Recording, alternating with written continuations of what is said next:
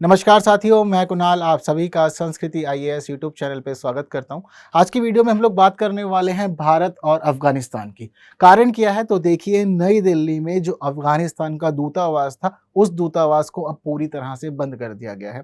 हालांकि भारत सरकार की मंशा बहुत पहले से थी। इसी वजह से भारत सरकार ने अफगानिस्तान के जितने भी राजनयिक भारत में रह रहे थे उनको सहयोग देने से मना कर दिया था। कोई सहयोग नहीं दे रहे थे, कोई सपोर्ट नहीं दे रहे थे। हालांकि उनके द्वारा कुछ अनुरोध किए गए, उनको भी नहीं माना गया। हालांकि ऐसा कोई प्रतिक्रिया नहीं दी गई जिससे कि संबंध बिगड़े, तो न्यूट्रल रहा एक तरह से मामला जो था। तो इसी बीच क्या था कि जो अफगानिस्तान की एम्बेसी थी, उन्होंने अनाउंसमेंट कर दिया था कि देखिए, हम 1 अक्टूबर तक अपनी एम्बेसी को बंद कर देंगे। तो इन्होंने जो संचालन था वह बंद कर दिया, ना कि किसी को वीज़ा दे रहे थे और ना ही कोई दूसरा काम कर रहे थे। तो इनको लगा भारत सरकार सहम जाएगी, डर जाएगी, उनको लगेगा संबंध गड़बड़ाएंगे या कुछ और। लेकिन हमारे मोदी जी ठहरे मोदी जी ने कोई प्रतिक्रिया नहीं दी। सुब्रमण्यम जयशंकर सब चीज़ों से परे रहे और अंततः अब अंतिम घोषणा आ गई है कि जी पूरी तरह से एम्बेसी बंद कर रहे हैं और सब लोगों ने अपना बोरिया बिस्तरा बांध लिया है वापस अफगानिस्तान जाने के लिए। अब तालिबान के तहत वे लोग वहाँ पर रहेंगे। तो मामला बेहद खास है अपने आप में, क्योंकि ये दोनों ही देशों के बीच में संबंधों को बहुत अधिक प्रभावित करेगा। हालांकि ज़रूरी नहीं है कि सिर्फ अफगानिस्तान के ऊपर ही इसका प्रभाव पड़े, भारत के ऊपर भी इसके कुछ खास प्रभाव देखने को मिलेंगे। मैं आपको बताऊंगा हर एक चीज़ कि भारत भी किन किन मामलों में अधिक प्रभावित हो रहा है और भारत के साथ में कई मामलों में अनेक तरह की गड़बड़ आने वाले समय में संभावना है कि कुछ होगी, कुछ मोर्चों पे कमज़ोर होगा। लेकिन मामला जो है वह कहीं ना कहीं जो हम लोग की आइडियोलॉजी है ना कि आतंकवाद का समर्थन नहीं देना है, भारत सरकार आज भी उस पर पूरी तरह से अमल कर रही है। यह हमने यहाँ भी देख लिया। इसी बीच एक प्रश्न जो प्री में आप लोगों से पूछा जा सकता है अगर आए, वरना आप इन सभी बातों को मेंस में बहुत अच्छे से यूज कर सकते हैं। इंटरनेशनल रिलेशंस एक खास विषय है जीएस पेपर 2 का, वहां आप लोग इन सभी बातों को लिख सकते हैं। हालांकि आंसर पता है तो कुछ नहीं, बस कमेंट में अपना आंसर बता देना है, इतना काम करना है आप लोगों ने। चलिए आगे बढ़ते हैं, समझते हैं मामला हुआ क्या। देखिए, जो क्रियाएं शुरू हुई वह क्रियाएं शुरू होती हैं वर्ष 2001 से। वर्ष 2001 में अमेरिका के ऊपर एक आतंकवादी हमला हुआ। सभी जानते हैं, बड़ा ही घातक हमला था जिसको हम सभी लोग 9/11 की घटना के रूप में जानते हैं। चलिए, अब 9/11 की जो यह घटना हुई थी, अमेरिका उस समय भी एक अच्छी खासी पावर था। तो अमेरिका ने क्या किया कि रिप्लाई किया। अमेरिका ने पहले ही कह दिया कि ठीक है, जो होगा देखा जाएगा। तो इस हमले के जवाब में अमेरिका ने अफगानिस्तान के अंदर तालिबान के जितने भी ठिकाने थे उनके ऊपर क्रूज मिसाइलों से हमला करना शुरू कर दिया। बहुत तेजी से हमले हुए। हमले में जितना नुकसान अफगानिस्तान का होना था हुआ। अमेरिका यहां तक नहीं माना। उसके बाद अमेरिका ने क्या कहा कि भाई अपनी सेनाओं को उसने भेज दिया अफगानिस्तान में, और 2001 में अफगानिस्तान की सेनाएं निकली और उन्होंने धीरे धीरे करके 2004 तक पूरे के पूरे अफगानिस्तान पर अपना नियंत्रण ले लिया। इतना ही नहीं, वहां पर इन्होंने फिर एक लोकतांत्रिक सरकार की स्थापना भी करवाई, जिसके बाद में अफगानिस्तान को एक लोकतांत्रिक गणराज्य अफगानिस्तान के रूप में जाना जाने लगा। इसके बाद क्या देखते हैं हम कि जब वर्ष 2004 में सब सरकार जो थी वह स्थापित हो गई थी लोकतांत्रिक रूप से, तो 2004 के बाद वर्ष 2021 तक अफगानिस्तान के अंदर अमेरिका की जो सेना थी वह नियुक्त रही और लगातार उसने तालिबान को परेशान किया। जब कभी भी मौका मिलता हमला करते, उनके लोगों को मारते, ये सब कुछ चल रहा था। और इस पूरी घटनाक्रम से तालिबान बहुत अधिक डर गया था, जिस वजह से तालिबान लगातार अंतर्राष्ट्रीय सपोर्ट की मांग कर रहा था और अलग अलग मोर्चों पे कह रहा था कि अफगानिस्तान के अंदर से अमेरिका को अपनी सेना को निकाल लेना चाहिए।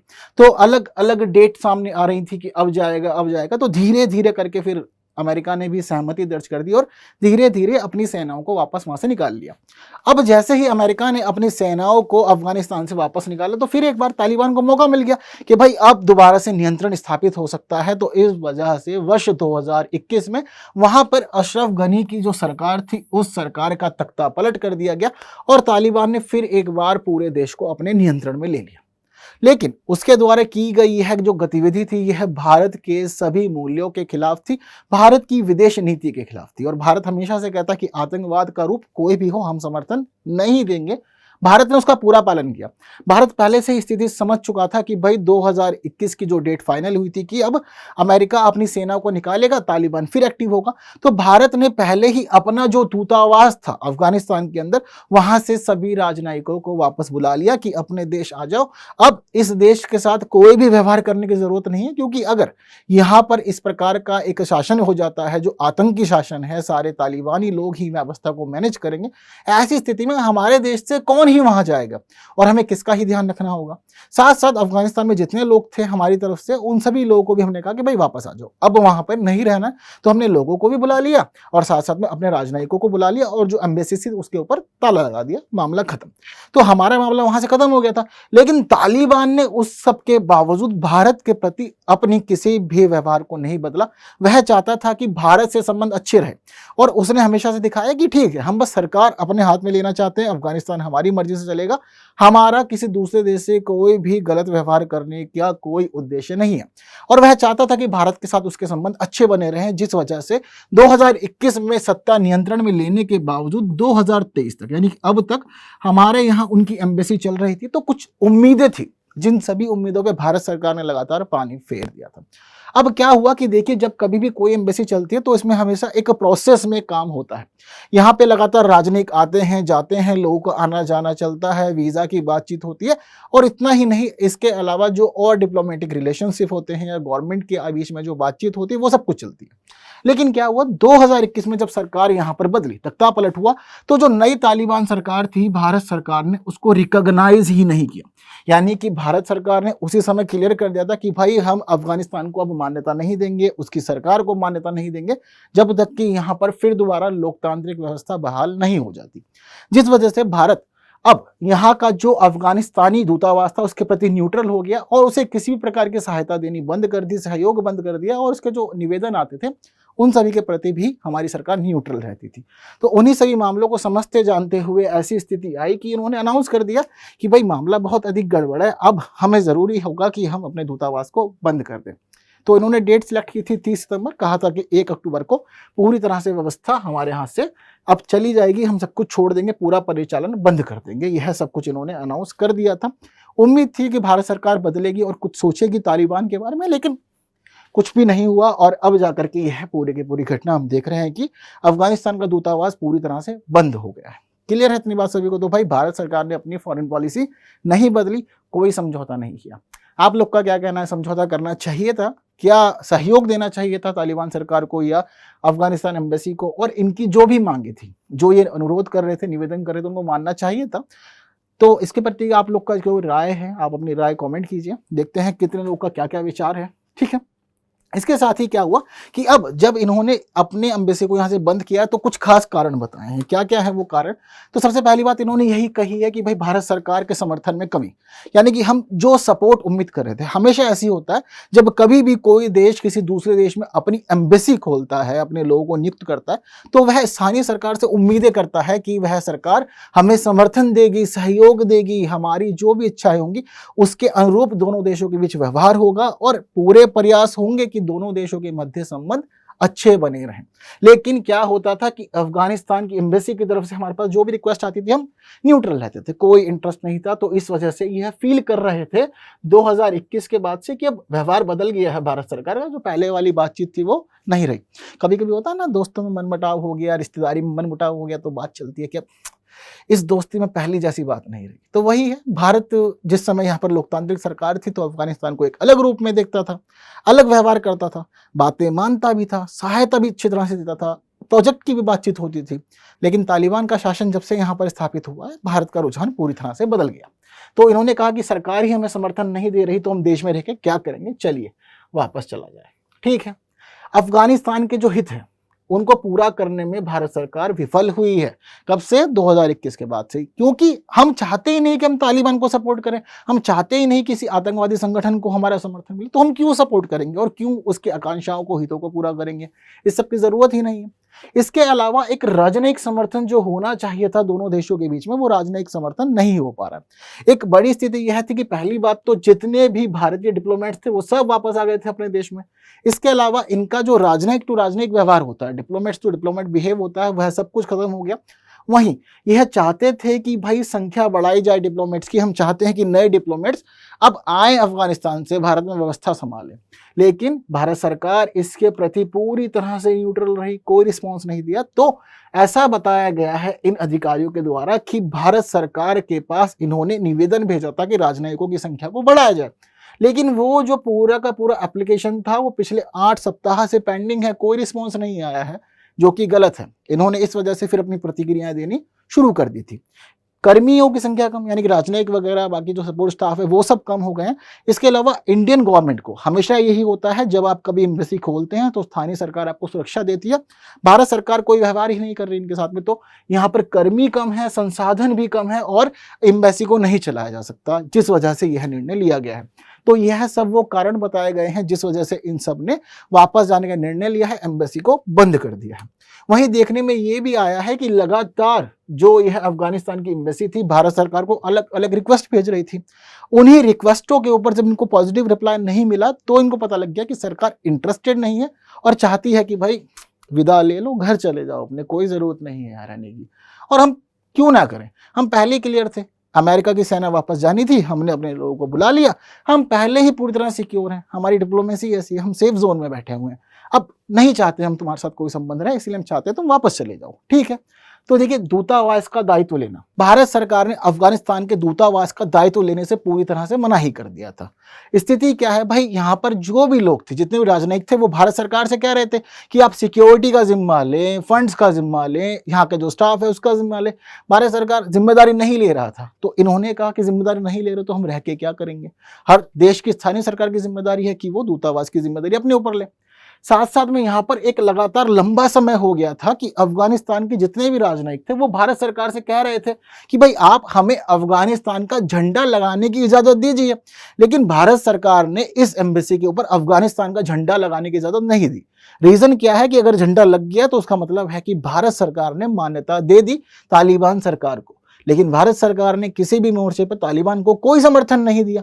इस वजह से ही झंडे को नहीं लगने दिया गया था अब तक, और अंततः हार जो माननी थी वह अफगानिस्तान की एम्बेसी ने हार मान ली और बंद होना ही उचित समझा। तालिबान को मान्यता देना, जैसे कि आपको बताया मैंने कि मान्यता नहीं दे रही है भारत सरकार, तो वही बड़ी वजह है हर एक चीज की, ठीक है। अगर सरकार को मान्यता मिल जाती तो सारे काम करते, सारे व्यवहार होते, मोदी जी वहां घूमने जाते और हम तालिबान को बुलाते, वो बंदूक ले लेकर के घूमने आते और हमारे देश में घूम रहे होते और हम देखते कि हाँ अच्छा ऐसा भी हो सकता है, सब चीज़ संभव है, ठीक है। तो हम मान्यता नहीं दिए, इस वजह से कुछ भी नहीं हो पाया। अपनी संपत्ति की सुरक्षा सुनिश्चित करना, ठीक है। तो भाई पहले ही अफगानिस्तान की जो एम्बेसी थी उसने सब लोग को बोल दिया था कि अपनी अपनी जो भी संपत्ति है उसकी सुरक्षा खुद ही कर लो, ठीक है ना, क्योंकि गवर्नमेंट कोई दायित्व तो नहीं ले रही, जबकि जिम्मेदारी सरकार के पास में आती है। और राजनयिकों को अनुमति देना, भारत सरकार ने कोई अनुमति नहीं दी राजनयिकों को, ना आने की ना जाने की। हम कुछ नहीं कह रहे, मर्जी है भैया, जैसा करना है कर लो, जैसा ठीक लगे कर लो, हमारी तरफ से कोई उम्मीद मत करना। तो यह सब जो रिक्वेस्ट दी गई थी पहले से ही, लगातार अफगानिस्तान की एम्बेसी की तरफ से किसी भी विचार नहीं किया गया, भारत सरकार ने कुछ नहीं सुना, तब जाकर के यह सब कुछ हुआ है। क्लियर बात सारी। एक अच्छा खासा आप लोग को यहाँ पर कंटेंट मिल रहा है आपके मेंस के लिए, या हम कहें कि एसए के लिए।